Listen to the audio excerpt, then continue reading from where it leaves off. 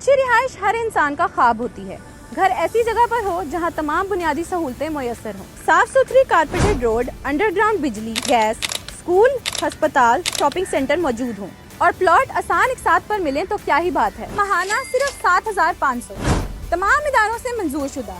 सहूलियात की बात की जाए तो अंडरग्राउंड बिजली, साफ पानी और सबसे बड़ी बात, सोसाइटी अपने गैस का प्लांट लगा रही है। बिजली और गैस जैसी सहूलतों के साथ कीमत भी बहुत कम। ए और बी ब्लॉक में कब्जा मिलने के बाद लोग अपना घर बना रहे हैं। अभी कंट्री मार्केटिंग विजिट करें, अपना प्लॉट बुक कराएं और अपना घर बनाएं। पार्क लेन सोसाइटी लाहौर सगिया पुल से 5 मिनट के फासले पर, अल रहमान गार्डन फेज 2 के बिल्कुल सामने, फैजपुर इंटरचेंज, M2 मोटरवे से आधा किलोमीटर मेन शरकपुर रोड पर। इमरान खान साहब से वकला ने मुलाकात की है और बाकी लोग भी मिले हैं, उनकी फैमिली के लोग भी मिले हैं जेल में। तो इमरान खान साहब ने कहा कि जामिया हक्कानिया अकोरा खटक में धमाके के नतीजे में मौलाना हामिदुल हक समेत साथियों की अफसोसनाक शहादत की मैं पुरजोर मजम्मत करता हूँ। अल्लाह पाक शोहदा के दर्जात को बुलंद करे और लवाहिकीन को सब्र जमील अता फरमाए, आमीन। पाकिस्तान में रजीम चेंज के बाद से दहशतगर्दी का नासूर मुकम्मल तौर पर बेकाबू हो चुका है। खैबर पख्तूनख्वा और बलूचिस्तान में आए रोज़ धमाके और कीमती जानों का ज़िया हो रहा है। खैबर पख्तूनख्वा की आवाम ने दहशतगर्दी के खिलाफ बहुत ज़्यादा कुर्बानियाँ दी हैं। घर घर जनाजे उठाए गए हैं। अभी अमन कायम हुए कुछ अरसा ही हुआ था कि नाकिस पॉलिसियों की बदौलत एक मरतबा फिर दहशतगर्दी का जिन बोतल से बाहर आ चुका है। पाकिस्तान की आवाम अब किसी पराई जंग का ईंधन बनने को तैयार नहीं है। इस हवाले से खैबर पख्तूनख्वा में हालिया दिनों में अमन मार्च का इनेकाद हुआ, जिसकी हम भरपूर हमायत करते हैं। जब आवाम खुद अपने हकूक़ के तहफ़्फ़ुज़ की जंग लड़ना सीख लेगी, अमन तब ही हमारा मुकद्दर बनेगा। इसके अलावा एक अहम मसला पाकिस्तान के छोटे सूबों में पानी की तकसीम का भी है और इसका हल नागुज़ीर है। सिंध इस वक्त खुश्क साली से गुजर रहा है और वहाँ की आवाम अपने पानी के हकूक़ के तहफ़्फ़ुज़ के लिए आवाज़ बुलंद कर रहे हैं, जिसकी हम भरपूर हमायत करते हैं।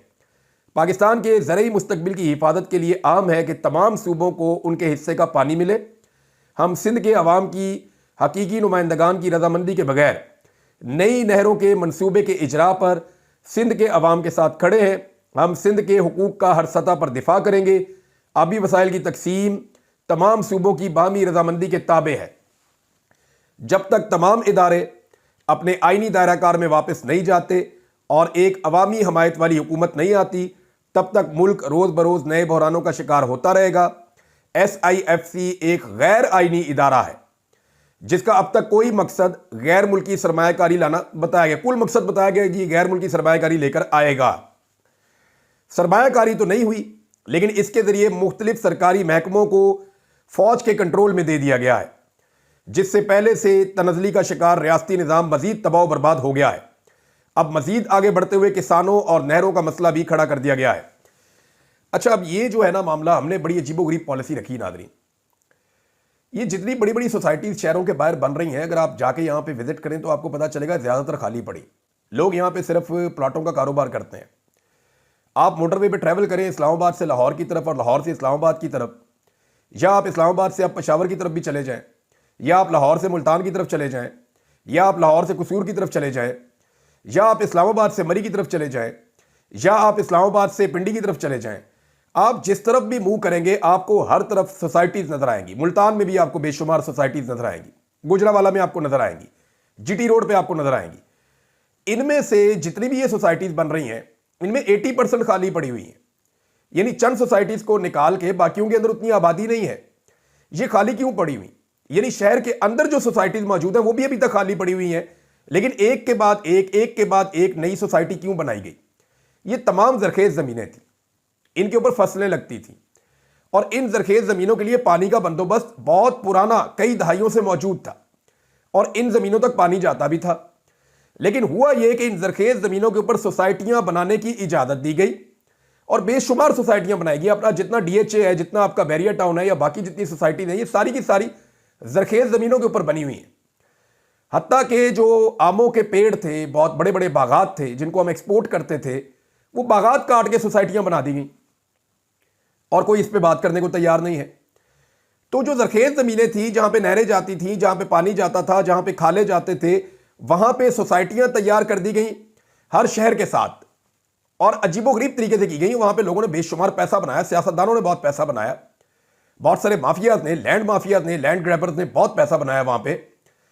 और अब डेजर्ट के अंदर जाके जहां पे पानी की वो कैपेसिटी भी कम हो जाती है ना, डेजर्ट की जमीन उतनी जरखेज नहीं होती। जब आप चोलिस्तान में जाते हैं करने के लिए काश्तकारी, या भावलपुर के इलाकों में जाके घुसेंगे और आप नई नहरें लेकर जाएंगे, नए मोगे लेकर जाएंगे, तो वो जमीन रेत वाली है, वो पानी ज्यादा पीती है, काम कम करती है। तो उन जमीनों को अब काश्तकारी के लिए इस्तेमाल किया जा रहा है, और जो काश्तकारी वाली जमीनें हैं वो सोसाइटियों और प्लॉटिंग करके जो है वहां सड़कें निकाल के उनको बेचा जा रहा है, उसके ऊपर पैसा बनाया जा रहा है। तो हमने उल्टी किस्म की एक पॉलिसी चल दी, जरखेज जमीनें ज़ाया कर दी, और उसका नुकसान अब तक पाकिस्तान को हो रहा है और ये होता रहेगा पाकिस्तान को इसका नुकसान।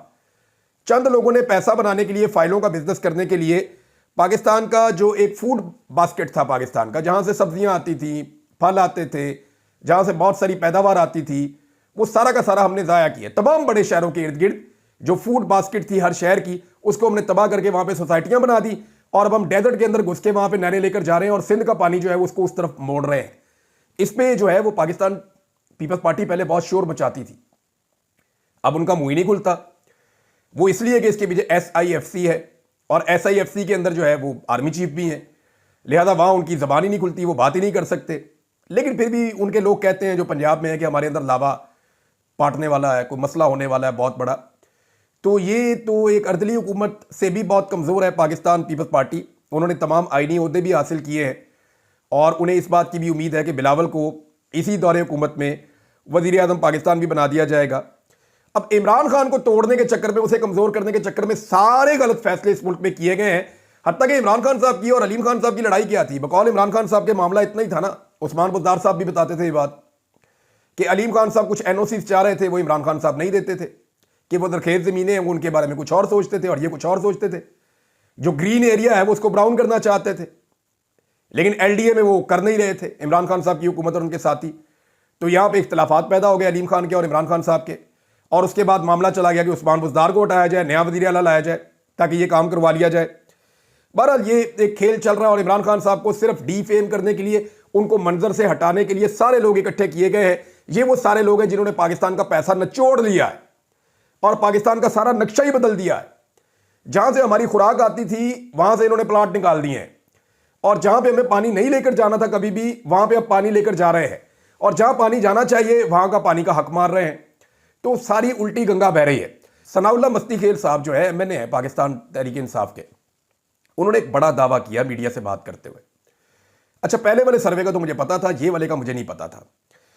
उन्होंने कहा जी आर्म फोर्सेस के अंदर भी सर्वे होता है, और ये बात ठीक है, वो अपने अंदर उनका एक मैकेनिज्म, एक सिस्टम है, वो पल्स रिपोर्ट एक चेक करते रहते हैं कि यहाँ पे कौन मकबूल है, कौन गैर मकबूल है, आर्म फोर्सेस इसके बारे में क्या सोच रही हैं। तो ये चलता रहता है। सनाउल्लाह मस्ती खेल साहब ने दावा किया कि 5-6 दिन पहले आर्म फोर्सेस ने एक सर्वे करवाया है, और ये ब्रेकिंग न्यूज़ उन्होंने दी कि हर साल ये एक सर्वे होता है, लेकिन इमरान खान साहब के जाने के बाद से ज़रा ये मल्टीपल टाइम पे करवाए जाते हैं सर्वे, और ज़्यादा सर्वेज होते हैं। ग्राउंड पे इमरान खान साहब की पॉपुलैरिटी को चेक किया जाता है, तो आर्म फोर्सेस के सर्वे में 94%, 94% सर्वे इमरान खान साहब के हक में आया है। ये मकबूलियत है इमरान खान साहब की। अच्छा, मुझे 2023 के शुरू में कोई सर्वे एक था, उसके बारे में पता चला था कि 91% आ रहा था उस वक्त, 23 में, 9 मई से पहले की बात है कि 91% आ रहा था। अब इमरान खान साहब के ऊपर 9 मई के मुकदमात बनाए गए, उन्हें एंटी एस्टेब्लिशमेंट कहा गया, उन्हें पाकिस्तान का रियासत मुखालिफ कहा गया, मुल्क का दुश्मन उन्हें करार दिया गया, इस्लाम का दुश्मन उन्हें करार दिया गया, मौलवी तक उनके ऊपर छोड़ दिए गए। अभी आप एक नया मौलवी देख रहे हैं, नया तो नहीं है, पुराना मौलवी है, एक नया मौलवी लॉन्च कर दिया गया, बहुत ऊंची ऊंची उछल उछल के वो इमरान खान साहब के खिलाफ। मरे हुए को मारना बहुत आसान होता है ना।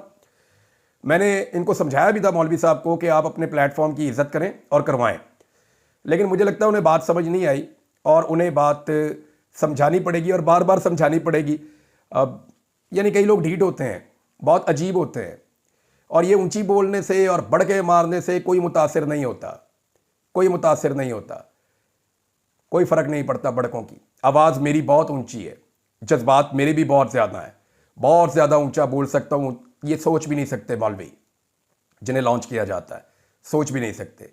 और मरे हुए को मारना बहुत आसान होता है। तो करके देख लो, मैं देखूंगा 2-4 दिन में, जब टाइम होगा तो जवाब दूंगा।